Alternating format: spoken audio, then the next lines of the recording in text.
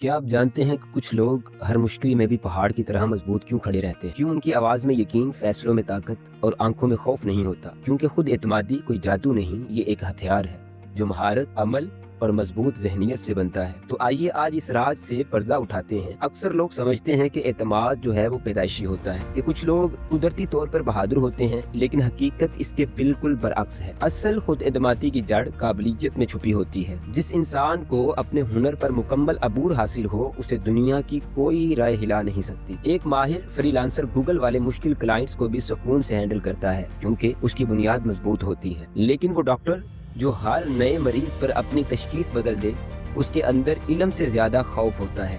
याद रखो, जहाँ गहरी महारत होती है वहाँ खौफ, घबराहट और जहनी दबाव खुद ब खुद खत्म होना शुरू हो जाते हैं। अब सवाल ये है कि एक नाकाबिले तस्खीर जहनीयत बनती कैसे है? एक ज़हीन तालिब इल्म इम्तिहान से पहले 3 काम जरूर करता है। पहला, वो अपनी तैयारी का दिल से इकरार करता है, क्योंकि जब इंसान खुद पर यकीन करता है तो दिमाग कामयाबी की तस्वीर बनाना शुरू कर देता है। दूसरा, वो बहाने नहीं बनाता। जिंदगी कैमरे की तरह है, ये साफ देखती है कि कौन सिर्फ बातें करता है और कौन खामोशी से मेहनत करता है।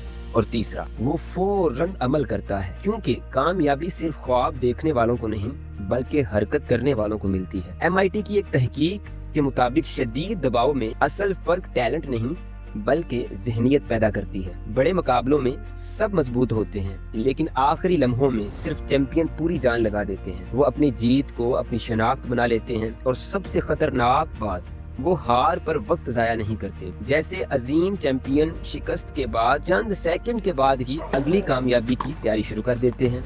वो माजी में नहीं जीते, वो अगले लम्हे पर फोकस करते हैं। तो याद रखो, खुद एतमादी कोई एहसास नहीं, ये एक फैसला है। महारत पैदा करो, अमल शुरू करो और अपने दिमाग को इतना मजबूत बना दो कि दुनिया का शोर भी तुम्हारा यकीन न तोड़ सके।